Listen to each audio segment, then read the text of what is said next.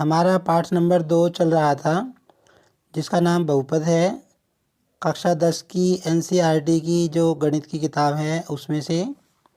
और पिछली वीडियो में हमने प्रश्नावली 2.2 का पहला सवाल कंप्लीट किया था। आज हम सवाल नंबर 2 कंप्लीट करेंगे। ये हमारा सवाल नंबर 2 है।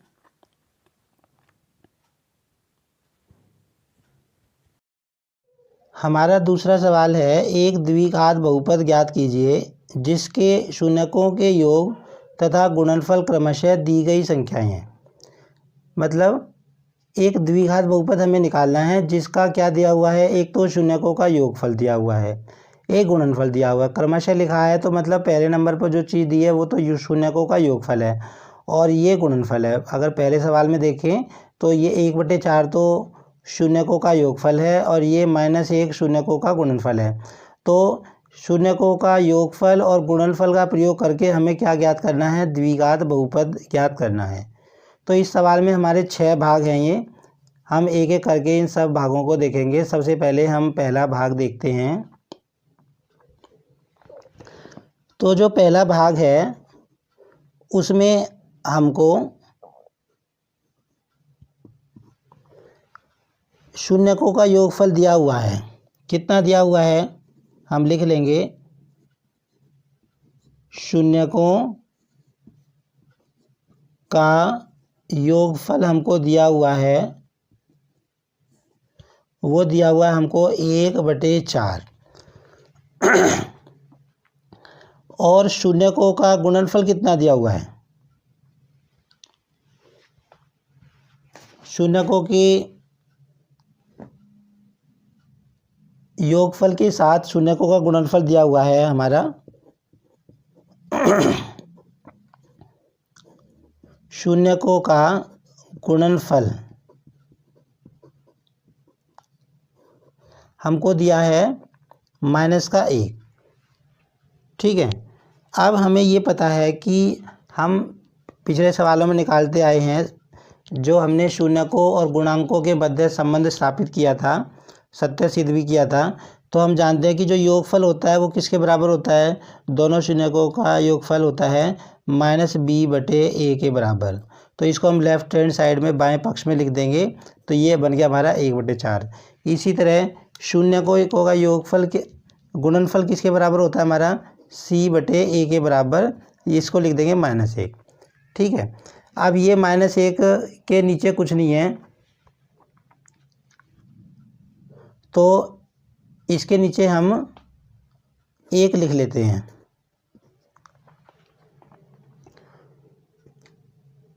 अब हमको क्या करना है कि इसमें देखना है। देखो इसके नीचे भी a आया हुआ है और इसके नीचे भी a आया हुआ है, लेकिन यहाँ पर a नीचे आया है ना, हर में है। और यहाँ पे एक इसमें हर में क्या है, 1/4 है और यहाँ पर हर में क्या है, 1 है। मतलब इन दोनों को अगर देखें तो इनका जो बायां पक्ष है, मतलब लेफ्ट हैंड साइड है, दोनों के नीचे a आया है। ठीक है। लेकिन राइट हैंड साइड में यहाँ 4 आया है, यहाँ पर 1 आया है। तो ये दोनों हमें बराबर करने हैं। अब इस 4 को तो हम 1 नहीं बना सकते, हम इस 1 को 4 बना सकते हैं। तो इसको 4 बनाने के लिए हम क्या करेंगे, ऊपर नीचे गुणा कर देंगे, क्योंकि हम सिर्फ हर को तो नहीं गुणा कर सकते, हमें दोनों तरफ गुणा करनी पड़ेगी। ठीक है। तो हम क्या करेंगे, ये जो हमको दिया हुआ है हम करेंगे c/a बराबर -1/1। इसको ऊपर भी 4 से गुणा कर दो और नीचे भी 4 से गुणा कर दो। तो ये हमारा क्या बन जाएगा बताओ, c/a -4/4 बन गया। ठीक है। अब हम क्या देख रहे हैं कि यहाँ पर भी देखो लेफ्ट हैंड साइड में a है नीचे, यहाँ पर भी a है, इधर भी राइट हैंड साइड में 4 है और यहाँ भी 4 बन गया। अब नीचे वाला दोनों का एक साथ 1 बराबर करके, तो अब हम इन दोनों की तुलना करेंगे। ठीक है। तो हम लिखेंगे, अब हमें इन दोनों की तुलना करनी है और a b c की वैल्यू निकालनी है। तुलना करने पर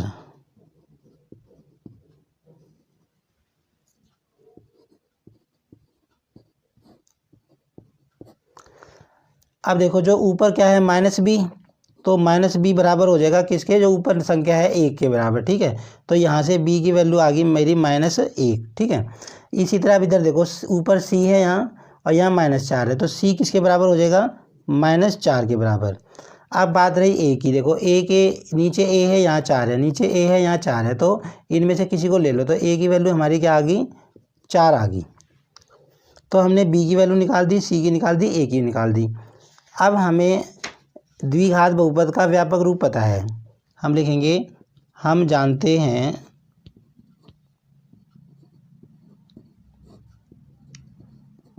कि द्विघात बहुपद का व्यापक रूप है, क्या है, ax का वर्ग जमा bx प्लस सी। मतलब व्यापक रूप का मतलब क्या होता है कि हमें पता है कि कोई भी द्विघात बहुपद जो होता है वो इस तरह का होता है, ax वर्ग जमा bx जमा सी, जहाँ a b c क्या है, ये जो a b c क्या है, जहाँ a b c वास्तविक संख्याएं हैं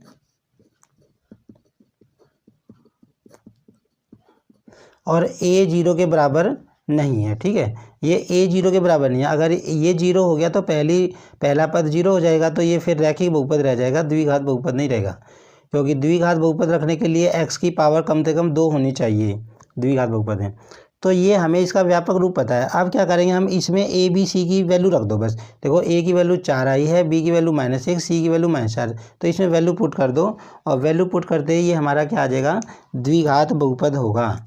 तो हम लिखेंगे अतः द्विघात बहुपद होगा, क्या होगा, इसमें वैल्यू पुट करो, a की जगह क्या रखना है 4, तो 4x का वर्ग, b की जगह क्या रखना है -1x, और c की जगह क्या रखना है -4। तो अब इसको एक स्टेप और हल कर दो, प्लस माइनस माइनस बन गया, 1 की गुणा x से करेंगे तो x ही आ जाएगा -4। तो ये हमारा द्विघात बहुपद आ गया, ये हमारा दूसरा सवाल हो गया। जो फर्स्ट पार्ट था ये हमारा हो गया। अब हम सेकंड पार्ट देखेंगे। जो दूसरा भाग है उसमें हमें शून्यकों का योगफल तो दिया हुआ है वर्गमूल 2 और गुणनफल दिया है 1/3। तो हमें पता है शून्यकों का योगफल -b/a के बराबर होता है, तो हमने लिख दिया -b/a बराबर वर्गमूल 2 और गुणनफल होता है c/a। यहाँ तक हमने कर लिया, ठीक है। अब इसके बाद देखो ये भिन्न नहीं है, तो इसके नीचे हम क्या लिख सकते हैं, हम इसके नीचे 1 लिख सकते हैं, क्योंकि वर्गमूल 2 के नीचे 1 लिखने से कोई फ़र्क नहीं पड़ेगा। अब हम ए वाला ही मैच करना है, देखो यहाँ पर इधर भी लेफ्ट हैंड साइड पर ए है नीचे और यहाँ पर भी हर में ए है, लेकिन राइट हैंड साइड मैच नहीं कर रही है ना, यहाँ पर 1 है यहाँ 3 है। तो हमारा मुख्य जो उद्देश्य क्या रखना है कि जो नीचे वाली चीज़ है ना वो हमें सेम करनी है, क्योंकि देखो ऊपर तो बी है, ऊपर बी है, सी है, तो ऊपर तो वैल्यू कोई ज़रूरी नहीं बराबर हो, क्योंकि बी और सी अलग होते हैं। लेकिन जब नीचे यहाँ भी ए है यहाँ भी ए है, तो ये भी तो चीज़ सेम होनी चाहिए ना, इसको हम सेम करेंगे। तो अब देखो ये 3 है ये 1 है, या तो 3 को 1 बना लो या 1 को 3 बना लो। अब 3 को 1 तो नहीं बना सकते, हम 1 को 3 बना सकते, तो क्या करेंगे, ऊपर नीचे इसको 3 से गुणा कर देंगे, इसको भी 3 से ऊपर नीचे कर दिया गुणा, तो ये हमारा बन गया -b/a बराबर 3 वर्गमूल 2 बटे में 3 बन गया, ठीक है। अब हम क्या करेंगे, तुलना करेंगे। अब तुलना करके हम a b c की वैल्यू निकालेंगे, तो यहाँ लिखेंगे हम तुलना करने पर।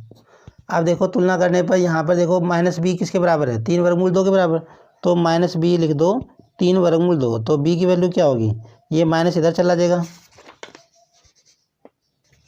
ये हो गया -3 वर्गमूल 2, ठीक है।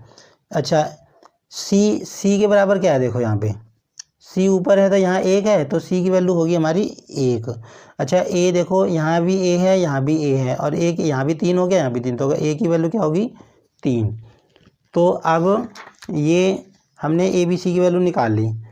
अब हम वही लाइन लिखेंगे कि हम जानते हैं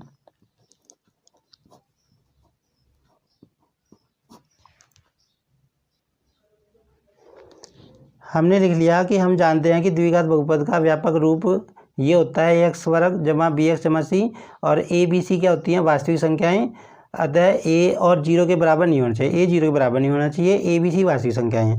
तो ये हमें इसका व्यापक रूप पता है। तो अब क्या करना है, हमको सिर्फ इसकी वैल्यू रखनी है, ठीक है।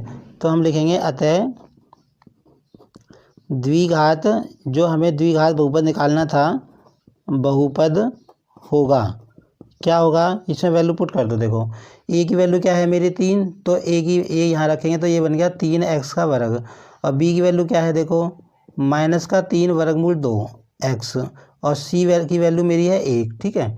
इसको एक स्टेप और हल कर दो, 3x का वर्ग प्लस माइनस माइनस हो गया 3 वर्गमूल 2x प्लस 1, ये हमारा द्विघात बहुपद आ गया। ये हमारा दूसरा सवाल कंप्लीट हो गया। तो बाकी 4 सवाल भी इसी तरह होने हैं। अब हम सवाल नंबर 3 देखेंगे। अब जो हमारा तीसरा सवाल है उसमें शून्यकों का योग हमारा 0 दिया हुआ था, शून्यकों का गुणनफल वर्गमूल 5 दिया हुआ था, ठीक है।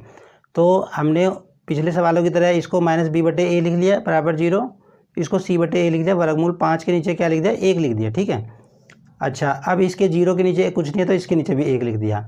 अब हम इसमें और इसमें क्या देख रहे हैं, देखो a यहाँ पर है, यहाँ पर भी a है, और यहाँ पर 1 है नीचे, यहाँ भी 1 है, तो ये तो पहले से ही बराबर है। तो इसमें इस सवाल में हमें कुछ भी करने की ज़रूरत नहीं है, यहाँ a की वैल्यू सेम आ रही है, तो बस सीधा इसमें हम क्या कर देंगे, तुलना कर देंगे। तो तुलना करने पर देखो a की वैल्यू तो 1 आ गई हमारी, और -b की वैल्यू क्या आ गई 0, तो ये माइनस उधर जाके b की वैल्यू आ गई 0, और c बराबर क्या आ गया हमारा, देखो यहाँ से c बराबर आ गया वर्गमूल 5। तो a b c की वैल्यू आ गई। फिर हमने उसी तरह हमने लिख दिया कि द्विघात बहुपद का व्यापक रूप ax² जमा bx जमा c होता है, यहाँ a b c वास्तविक संख्याएं हैं, a 0 के बराबर नहीं है। तो बस इसमें a b c की वैल्यू रख दी, a की जगह हमने 1 रख दिया, b की वैल्यू 0 है, c की जगह वर्गमूल 5 रख दिया। तो क्या होगा देखो, a की x के वर्ग के साथ गुणा होगी, x का वर्ग ही आ जाएगा, और ये चीज़ 0 हो जाएगी, 0 के साथ x की गुणा करके 0 हो जाएगी, सिर्फ वर्गमूल 5 बच जाएगा। तो ये हमारा बहुपद आ गया जो हमें निकालना था। ये हमारा तीसरा सवाल कंप्लीट हो गया। अब हम सवाल नंबर 4 देखेंगे, चौथा भाग देखेंगे। जो चौथा भाग है उसमें हमें शून्यकों का योगफल 1 दिया हुआ है, गुणनफल 1 दिया हुआ है, ठीक है। तो पिछले सवाल की तरह हमने इसको लिख लिया -b/a, और 1 के नीचे 1 लगा दिया, इसको c/a लिख दिया, 1/a हमें पता है गुणनफल c/a के बराबर होता है। तो यहाँ पर भी देखो a की वैल्यू इधर भी 1 है, इधर भी 1 है, इसमें भी कुछ भी करने की ज़रूरत नहीं है, सीधा हम तुलना कर देंगे।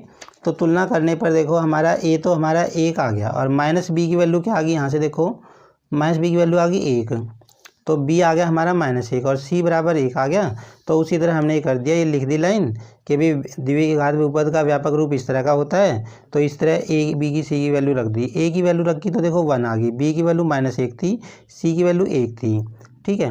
तो ये तो हो गया x का वर्ग, और ये प्लस माइनस माइनस हो गया -x + 1, ये हमारा चौथा सवाल हो गया। अब हम 5वां सवाल देखेंगे। जो 5वां भाग है उसमें हमें शून्यकों का योगफल -1/4 दिया हुआ है, गुणनफल 1/4 दिया हुआ है। तो इसको हमने -b/a लिख लिया, -1/4, इसको c/a लिख दिया। अब देखो इसमें भी a के सामने वाली इधर भी 4 है, इधर भी 4 है, तो इसमें भी कुछ भी करने की ज़रूरत हमको नहीं है, डायरेक्ट हम तुलना कर देंगे। तो इसमें तुलना करेंगे तो देखो a की वैल्यू तो हमारी 4 ही आ गई, नीचे a है इधर, और -b बराबर क्या आ गया देखो -1, -b बराबर -1 है, तो माइनस से माइनस कट गया, b की वैल्यू 1 आ गई, और c की वैल्यू यहाँ से क्या आ गई देखो 1, ठीक है। तो इसके बाद फिर हम ऐसे ही कर देंगे, हम लिखेंगे, हम जानते हैं द्विघात बहुपद का व्यापक रूप है ax वर्ग जमा bx जमा c, जहाँ a b c वास्तविक संख्याएं हैं, a 0 के बराबर नहीं है। तो इसमें a की वैल्यू 4 रख दी, b की 1, c की 1, तो ये हमारा बहुपद आ गया 4x का वर्ग जमा x जमा 1। तो ये हमारा 5वां हो गया। अब हम छठा भाग देख लेते हैं।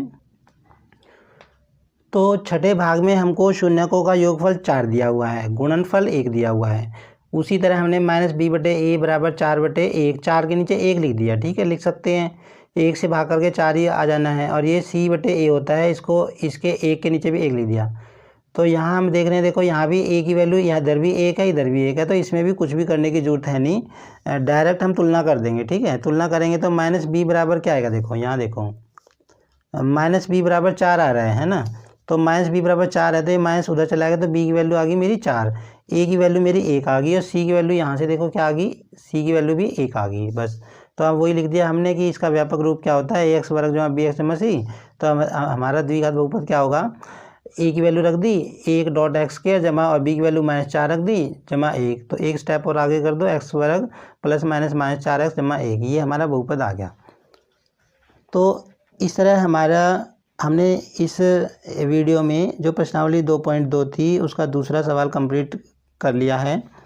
तो ये हमारी प्रश्नावली भी ख़त्म हो गई है और चैप्टर भी ख़त्म हो गया है। और नेक्स्ट वीडियो में हम जो चैप्टर नंबर 3 है हमारा, जिसका नाम है 2 चर वाले रैखिक समीकरण युग्म, उसका हम इंट्रोडक्शन वीडियो देखेंगे। आज के लिए इतना ही।